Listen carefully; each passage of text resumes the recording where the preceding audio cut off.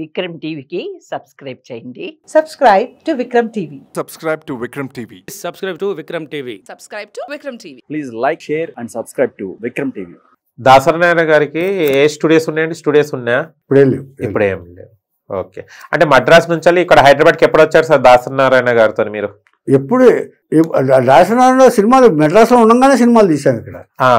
ఇక్కడ ఓకే, అక్కడి నుంచి ఇక్కడికి వచ్చేవాళ్ళం అంతే తేడా. అచ్చా అచ్చా, ఓకే. ఇక ఒక 95లోనో ఎప్పుడో గురుగారు వచ్చారు. నేను 2003లో వచ్చా ఇక్కడికి హైదరాబాద్కి.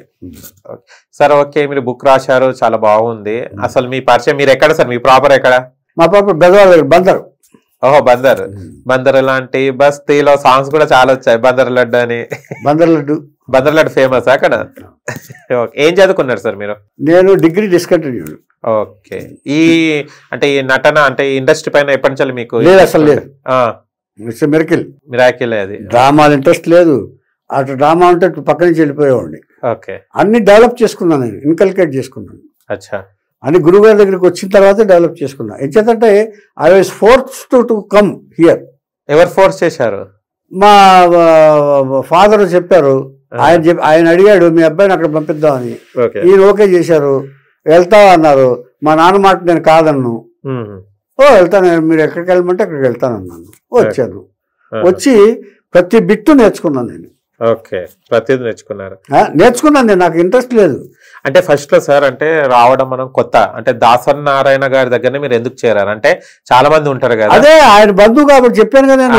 మా నాన్నగారు స్నేహితుడు మావళ్ళి గారు, స్వర్గం నరకు నిర్మాత. ఓకే, ఆయన ద్వారా వచ్చాను నేను. ఆయన దగ్గర ఎందుకు వస్తాను? కానీ మంచి డైరెక్టర్ దగ్గర వచ్చేసారు. మంచి డైరెక్టర్, గ్రేట్ డైరెక్టర్. ఓకే, ఇప్పుడు మంచి గ్రేటు ఇవన్నీ ఎంతవరకు అంటే ఎంతమంది డైరెక్టర్లు ఉన్నా ఒక ఐడెంటిటీ కావాలంటే దాసనారాయణ గారికి ఒక ప్రత్యేకమైన ఎన్ని పనులున్నా కూడా ఆ మేధావి బ్రెయిన్ అలా పనిచేస్తుందనడానికి ఉదాహరణ దాసనారాయణ గారు. ఆయన ఎదురుగుండా అగ్నిగుండాలు బద్దలవుతున్నా సరే ఆయన బ్రెయిన్ కథ మీద రన్ అవుతూ ఉంటుంది. అన్ని కథలు ఎక్కడ రాస్తాడు ఆయన. సార్ ఓకే, బుక్ రాశారు, చాలా బాగుంది. కానీ బుక్ మీ దగ్గరనే ఉంటుంది. మళ్ళీ మా లాంటి వాళ్ళు చదవాలి, దాసనారాయణ గురించి తెలుసుకోవాలి అంటే మళ్ళీ ఎలా? దీనికి జరిగిన కారణం ఏంటంటే, నేను పుస్తకం రాసేటప్పుడు ఆర్థికంగా నేను ఐఎమ్ నాట్ వెల్. ఓకే, ఆర్థికంగా. గురువుగారు అంటే గురువుగారు చూసుకునేవాళ్ళు. ఆయన నేను ప్రింట్ చేస్తాను అన్నారు. ఆయన ప్రామిస్ చేశారు. ప్రామిస్ చేసి వెళ్ళిపోయారు ఆయన. వెళ్ళిపోయిన తర్వాత అప్పుడు స్తబ్దన అయిపోయాను. నేను ఇక్కడ స్టాప్ చేసాను, పుస్తకం రాయడం పక్కన పెట్టేశాను. కానీ ఎందుకో నాకు గురువుగారు ఇంత ఇంట్రెస్ట్గా చెప్పి రాయించుకున్నారు. ఆయన ఎంకరేజ్ చేసి నన్ను రాయించారే, నేను ఎందుకు ఆపాలి ఇది అని కొంతమందికి ఫోన్ చేశా. పేర్లొద్దు, ఇండస్ట్రీ వాళ్ళు, ఆయన వల్ల ఆదరణ పొందిన వాళ్ళకి, ఆయన ఇంట్రడ్యూస్ చేసిన వాళ్ళకి ఫోన్ చేస్తామన్నారు. చేస్తామని టైం వచ్చేటప్పటికి ఎస్కేప్ అయ్యారు. ఈ బుక్కి ఓకే, ఫైనాన్షియల్ అడుగుతాం కదా మనం. బుక్ ప్రింట్ చేస్తాం, లక్షలు అయితే ఇప్పుడు అయిన వాళ్ళు రాలేదు, ఆదరించిన వాళ్ళు రాలేదు. అప్పుడు ఏంటి? అప్పుడు నాకు కోపం వచ్చింది. అంటే ఆయన ఇంతమందికి ఆయన ఉన్నప్పుడు గురువు గారు పొగిడేస్తారు. కానీ ఈ ఇష్యూ వచ్చేటప్పుడు, ఒక విషయం వచ్చేటప్పుడు ఆయన లేనప్పుడు ఒక్కరు కూడా రాలేదు. అంటే వాళ్ళు కూడా రాలే, ఆయన వాళ్ళు కూడా రాలే. ఓకే, విషయం ఏంటంటే అది రాలేదు. అంచేత నేను ఎందుకు ఊరుకోవాలి? నాకు మొట్టమొదటి నుంచి పట్టుదల ఎక్కువ, గురువుగారి లాగా పట్టుదల ఎక్కువ. ఏదన్నా అనుకున్నా అంటే చేసే వరకు వదిలిపెట్టడం. ఫెయిల్ అవ్వు, ప్రయత్నం ఉండకూడదు అనేది నా సిద్ధాంతం.